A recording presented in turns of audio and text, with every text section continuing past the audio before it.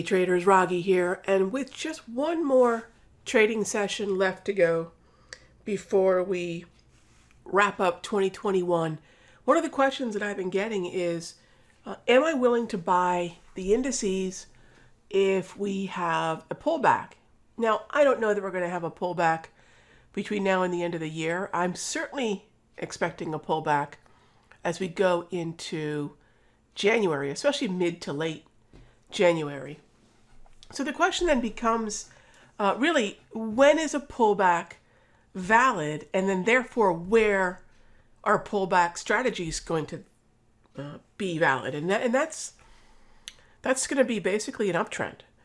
And this kind of comes back to what I've been talking about the last couple of days, including in the Charts and Coffee show, and kind of an unpopular take, maybe, I don't know, but it's one that's very much in line with anything that you would have heard me talk about, which is always structure dictates strategy.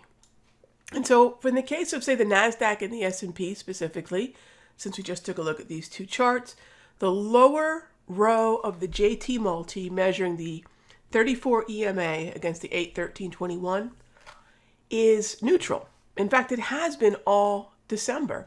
And that's very much in line with what is normally a choppy December. Remember, if I look from Halloween to New Year's Day, and I basically kind of connect the dots between, say, Halloween's close and New Year's, the first trading day of the new year, that's going to be an upward sloping line. But in that span of time, we only have 3 phases of moving higher, the last one of which is the last week of the year, which will historically, typically, think of any time we say typical. Typical just means that it's historically repetitive, that when we look back over the course of however many number of years, there's a certain tendency for the market to do something. Well, yes, it's common for the market to rally the last week, but rally to where? And does it have to rally every day of that week? Clearly it doesn't. But why did we stop here? Because this is where historically we stop, which is the upper end of the choppy December range.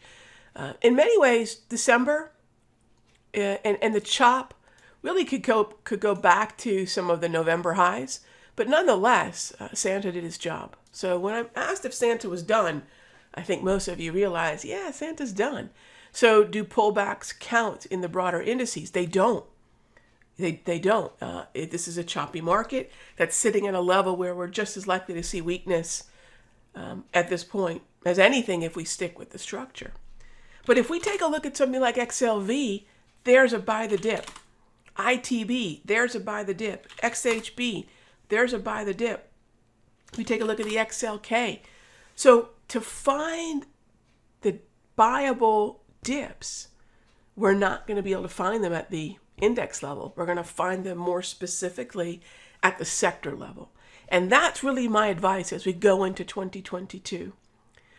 Don't look for clarity in chop. It's far harder. Now, if this organizes, meaning the S&P or the NASDAQ and the Dow, organize back into an uptrend, preferably all 3 of them, so we know risk appetite is broad, terrific. We can go back to focusing on dip buys.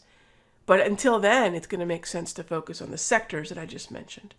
Hope that makes sense. And let's be careful going into the last trading day of the year. I'm very much looking forward to 2022 and seeing you all in this futures room and in my Sector Secrets Mastery room.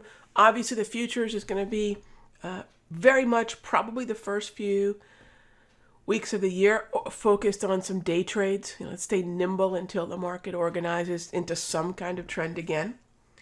And in the mastery, we're going to be focusing on these outperforming sector ETFs. So really excited about that. I'll see you all in the next update. Hey traders, Raghee from Simpler Trading. Thank you so much for watching this video. Be sure to leave a like and a comment below. And remember, subscribe and click the bell icon so you'll get notified of the next update. And when you're ready to join me for live trading, be sure to head on over to simplertrading.com. I'll see you in the next update.